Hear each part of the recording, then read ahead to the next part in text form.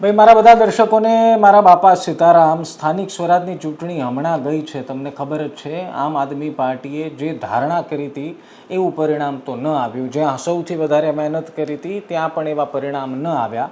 પરંતુ એક વાત છે કે આમ આદમી પાર્ટી માટે આ ચૂંટણીમાં જે કંઈ પણ આવ્યું એ નફામાં નુકસાની જેવું હતું. 21માં કંઈ હતું નહીં, એટલે 26માં જે આવ્યું એ ઘણા બધા જેવું છે. હવે 2027 આવવાનું છે. 2027 પહેલાં આમ આદમી પાર્ટી એક નવા પ્લાન, એક નવી સ્ટ્રેટર્જી તરફ આગળ વધી રહી છે એવું સૂત્રો કહી રહ્યા છે. કેટલાક એવા નિર્ણયો, કેટલાક એવા હોદ્દાઓ, કેટલાક એવા સંગઠનના નિર્ણયો કરવાની તૈયારીમાં આમ આદમી પાર્ટી છે જે કદાચ એમને ફાયદો કરાવી શકે છે. અને 2027 પહેલાં જ, એટલે કે હમણાંથી જ એ કામમાં પક્ષ લાગી ચૂક્યો છે. આ શું પ્લાનિંગ છે, કઈ દિશા તરફ આ પ્લાનિંગ આગળ વધી રહ્યું છે, અત્યાર સુધી કેટલું પત્યું છે, એમાં શું ફેરફાર આવવાના છે, સંગઠનમાં કોઈ બદલાવ આવવાના છે, બધી વાત કરીશું. એ પહેલાં કહી દઉં, તમે નિષ્કર્ષ જોઈ રહ્યા છો. મારું નામ નિશિત રાજ્યગુરુ છે.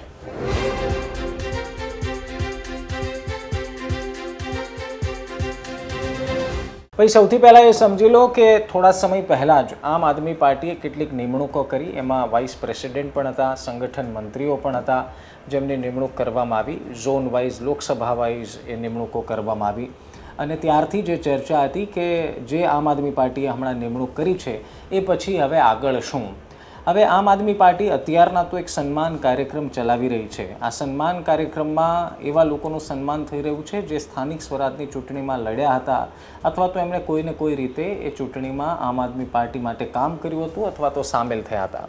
પરંતુ આ સન્માન કાર્યક્રમની સાથોસાથ આમ આદમી પાર્ટી એક બીજો કાર્યક્રમ પણ ચલાવી રહ્યું છે. અને આ કાર્યક્રમ છે વિધાનસભા ઉપર 100% ફોકસ. વિધાનસભામાં સંગઠન મંત્રી શોધવાની કવાયત શરૂ કરી ચૂકી છે આમ આદમી પાર્ટી. હવે વિધાનસભા સંગઠન મંત્રી શોધવાની કોઈ પ્રક્રિયા નવી છે એવું તો નથી, પરંતુ આ પ્રક્રિયા અત્યારથી શરૂ થઈ ગઈ છે. અને આ વખતે આમ આદમી પાર્ટીનો નવો પ્લાન એ છે કે આમ આદમી પાર્ટી વિધાનસભા વાઇઝ સંગઠન બનાવવા જઈ રહ્યું છે અથવા તો બનાવવાના પ્રયાસમાં છે. હવે વિધાનસભા વાઇઝ સંગઠન એટલે એનો મતલબ એ થયો કે એક વિધાનસભામાં એવા સંગઠન મંત્રીની શોધમાં આમ આદમી પાર્ટી છે જે ચૂંટણી લડવા ન માંગતા હોય અને જેને ટિકિટ મળે એને ચૂંટણી જીતાડવાની સંપૂર્ણ જવાબદારી લેવા માંગતા હોય. અત્યારે તો 14 જે સંગઠન મંત્રીઓની નિમણૂક થઈ છે અને વાઇસ પ્રેસિડેન્ટની નિમણૂક થઈ છે, યુવા મોરચાની પણ નિમણૂક થઈ છે, મહિલા મોરચાની પણ નિમણૂક થઈ છે. એ બાદ હવે વિધાનસભા વાઇઝ ફોકસ કરી રહ્યું છે અને એ ધીરે ધીરે 182 વિધાનસભા બેઠક પ્રમાણેના હોદ્દાઓ નક્કી કરવામાં આવશે. અત્યારના આમ આદમી પાર્ટી એવા લોકોની શોધમાં છે જે ચૂંટણી લડવા ન માંગતું હોય, સંપૂર્ણ સમય આપવા તૈયાર હોય, ડેડિકેશન સાથે કામ કરવા પક્ષ સાથે તૈયાર હોય. એ આ સન્માન કાર્યક્રમની સાથોસાથ જ આમ આદમી પાર્ટી આ કાર્યક્રમ ચલાવી રહ્યું છે. લોકોને ખુલ્લેઆમ પૂછી રહ્યું છે કે એ કેટલો સમય આપી શકશે, એ પક્ષને વફાદાર રહેવા માટે કેવા કાર્યોમાં મદદરૂપ થઈ શકશે. આ બધી જ વાતો અત્યારના પક્ષમાં ચાલી રહી છે. બીજું કે આ વખતે સૂત્રો એવું કહી રહ્યા છે કે આમ આદમી પાર્ટી આ વખતે જે નિમણૂકો કરી એમાં કાર્યકારી અધ્યક્ષની નિમણૂક કરી નથી, પરંતુ અંદરની વાત એ છે કે કાર્યકારી અધ્યક્ષનો હોદ્દો જ આમ આદમી પાર્ટીએ ડિઝોલ્વ કરી નાખ્યો છે. હવે એ ડિઝોલ્વ કરવા પાછળ, સંગઠન મંત્રી નિમવા પાછળ એક સ્ટ્રેટર્જી, જે મુખ્ય સ્ટ્રેટર્જી એ છે 2022માં આમ આદમી પાર્ટી જે રીતના કામ કરી રહ્યું હતું ને એ બાદ એમને જે 5 બેઠકો મળી, આમ આદમી પાર્ટીનો આ વખતે પ્લાન એવો છે કે થોડા ડિટેલમાં જઈને અને વધારે લોકોની મદદ સાથે આ કામને, ચૂંટણીને પાર પાડવામાં આવે. એટલે દાખલા તરીકે તમને કહું કે પહેલાં 7 ઝોનમાં આમ આદમી પાર્ટીએ નિમણૂકો કરી હતી. આપને યાદ હશે કે જે તે સમયે જ્યારે ઈશુદાન ગઢવી પ્રદેશ પ્રમુખ બન્યા એની સાથોસાથ કાર્યકારી અધ્યક્ષોની પણ નિમણૂક કરવામાં આવી હતી. ને એમાં સુરત ઝોનમાં તો અલ્પેશ કથિરિયા જેવા નેતાઓને પસંદ કરવામાં આવ્યા હતા. એમ કાર્યકારી અધ્યક્ષની નિમણૂકો આ વખતે નથી થવાની અને એની જગ્યાએ જે સંગઠન મંત્રીઓ 14 નિમવામાં આવ્યા.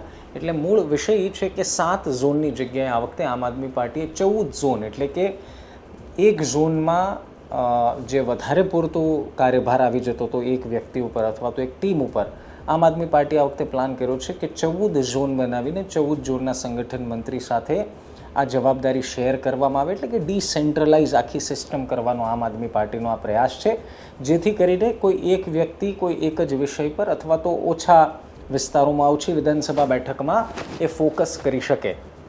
આ કરવા પાછળનો મુખ્ય ઉદ્દેશ એ છે કે કોઈ એક જ વ્યક્તિ નો કાર્યભાર અથવા તો એક જ વ્યક્તિ ઉપર પ્રેશર એટલું બધું ન આવી જાય અને પ્રેશરના કારણે પરફોર્મન્સ પણ ન મળે એવી સ્થિતિ ન થાય, એટલે આ વખતે આમ આદમી પાર્ટી આ પ્રકારનું વિચારી રહી છે.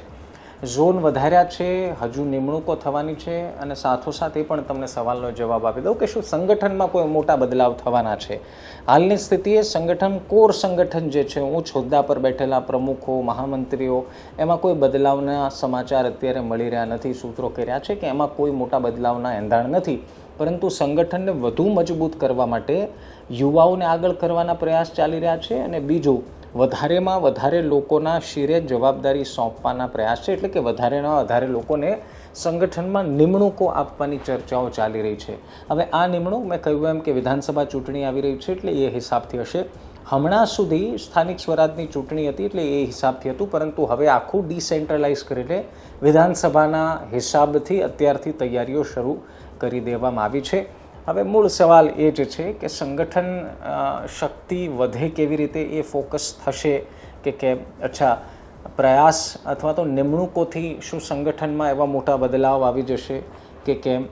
અને એનાથી મોટો સવાલ જે આમ આદમી પાર્ટી અને બાકી બધા જે વિરોધ પક્ષ પણ ભોગવી રહ્યા છે કે એક વખત હોદ્દો મળ્યા બાદ અને ચૂંટણીના પહેલાં જ પક્ષ પલટો કરી નાખશે કે કેમ, અથવા તો એવા વિશ્વાસુ લોકો આમ આદમી પાર્ટીને મળી રહેશે કે કેમ.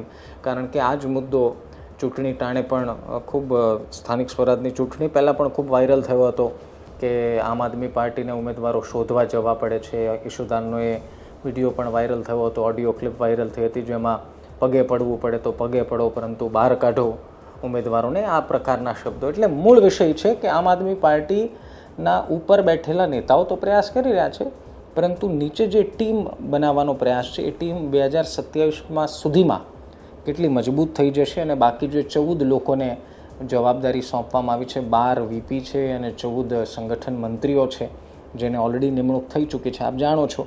હવે એની નીચે જે એક એક ટીમો તૈયાર થશે, ક્યાં સુધીમાં થશે, કેવું થશે, બધા અપડેટ્સ તો આપને આપતા રહીશું. પરંતુ આ પ્રકારના બદલાવ છે, અને એક સવાલ પણ પૂછતો જાઉં છું કે શું આ પ્રકારના બદલાવથી 2027માં આમ આદમી પાર્ટીને કોઈ ફાયદો થઈ શકે, અથવા તો 2027માં આમ આદમી પાર્ટીના પરફોર્મન્સ પર તમારું શું અનુમાન છે, કમેન્ટ જરૂર કરજો. બાકી મળીએ છીએ પછીના વિડીયોમાં. ત્યાં સુધી ધ્યાન રાખો, મજા કરો. વિડીયો ગમ્યો હોય તો લાઇક કરવાનો, ગમ્યો હોય તો જ કરવાનો, અને હજુ સુધી સબસ્ક્રાઈબ ન કર્યું હોય તો એ ફરજિયાત કરવાનું.